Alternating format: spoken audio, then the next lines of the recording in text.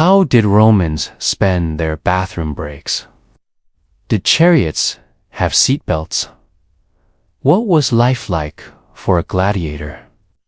This is the Secrets of the City series.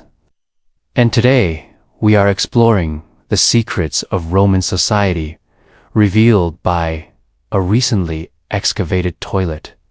Stay tuned to find out what secrets this bathroom uncovered. Welcome back to the channel.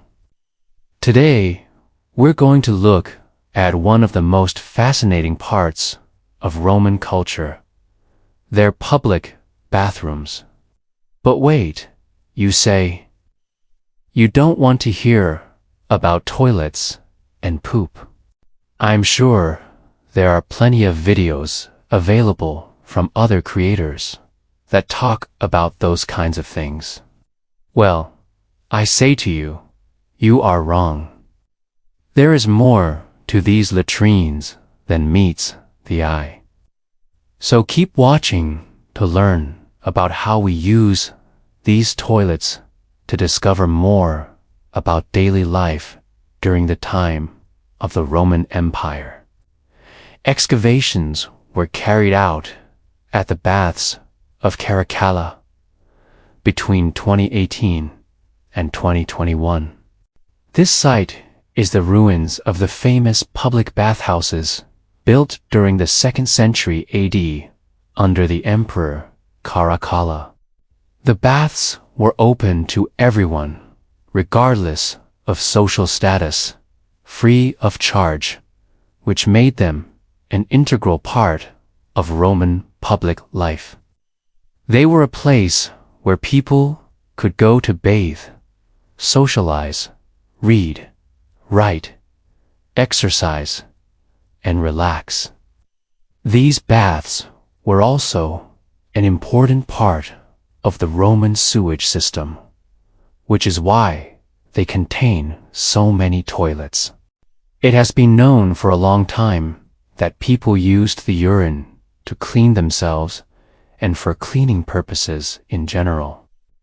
We know that the urine was used instead of water because water was not as readily available in the cities, and it had to be transported there from outside of the city walls.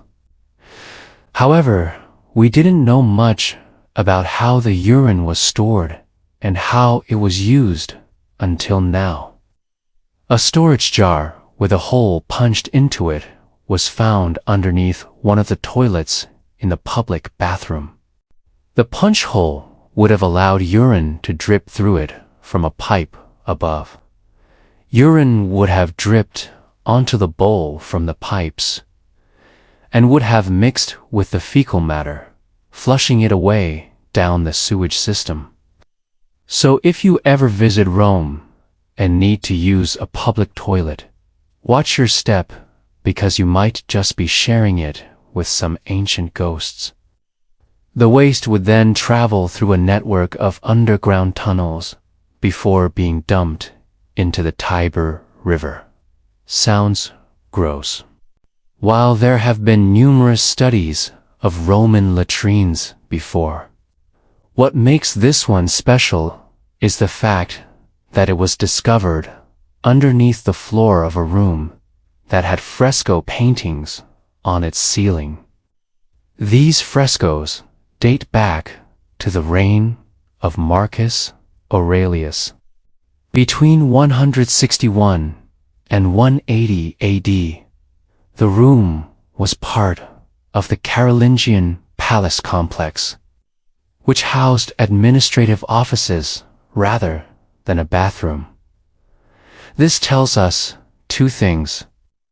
First, that the latrine was constructed before the palace was built. Second, that the ground level of the city must have been raised in order to build the palace. This is significant because we can date this room to the reign of Hadrian, who was emperor from 117 to 138 8. It tells us that there were multiple levels to the city. Even back when the Carolingian palace was built, likely around 135 AD, there was a bustling commercial district above the older structures. This is significant because the modern idea of a skyscraper is relatively new. The world's first skyscrapers were built in New York City in the late 19th century. However, evidence of tall buildings has been found in other places dating back to the 8th century BC. The Hanging Gardens of Babylon, one of the ancient world's 7 wonders, are thought to have been located here. In the Bible, the Tower of Babel is said to have had its base in Babylon and to have reached up towards heaven. Although the tower may be a myth, it points to the fact that tall buildings have been a part of human culture for centuries. Tall buildings allow people to live or work closer to the sky, giving them a sense of grandeur and importance. Now, let's get back to those latrines. But the ancient Romans were not like us. The Romans believed that relieving oneself in public was a normal activity and nothing to be ashamed of.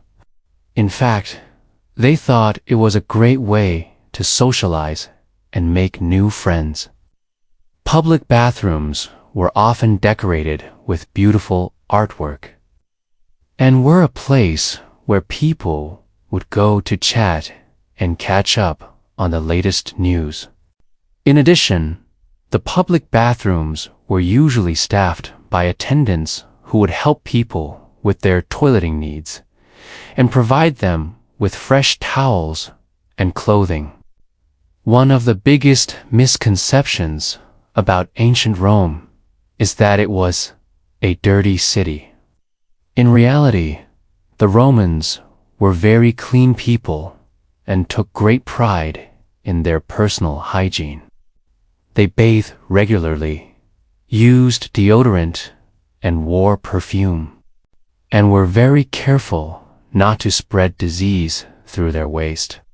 In fact, the Romans invented the flush toilet thousands of years ago, and their public bathrooms were some of the cleanest places in the city. So, if you're ever in Rome and need to use a public toilet, don't worry about getting sick. Just watch out for the ghosts. Although the frescoes helped archaeologists determine the age of the latrine, they also presented a bit of a problem. Archaeologists needed a way to remove the human waste without damaging the frescoes. Normally, archaeologists would simply dig up the latrine and remove the waste. But this would have destroyed the frescoes, which are an important part of the bathroom's history. So, archaeologists had to get creative. They ended up using a small camera attached to a flexible tube to suck up the waste. This allowed them to remove the waste without damaging the frescoes. It was then sent to a lab for further analysis. The human waste will now be studied to learn more about the daily life of the people who lived in ancient Rome. Archaeologists hope to learn more about the diets of the people who lived in the city, as well as the spread of disease. By studying the bacteria in the waste, archaeologists will also be able to learn more about the plumbing system that was in place at the time. By understanding how the waste was able to make its way through the tunnels and into the river, archaeologists we'll be able to better understand the engineering feats that the Romans were able to accomplish.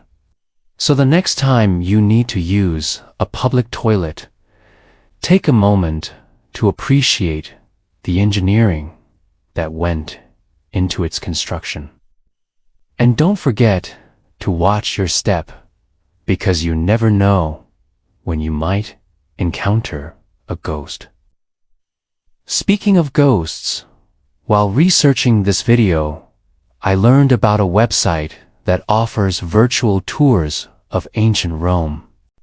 You can explore the Colosseum and other famous landmarks as if you were actually there. There are also interactive maps and timelines that bring ancient Rome to life. It's a great resource for anyone interested in learning more about this fascinating period of history. But wait, there's more. If you're still hungry for knowledge after watching this video, we highly recommend checking out our other content where you can learn about everything from ancient Egypt to the fall of the Roman Empire. If you're looking for a fun and engaging way to learn more about history, look no further. Thanks for watching.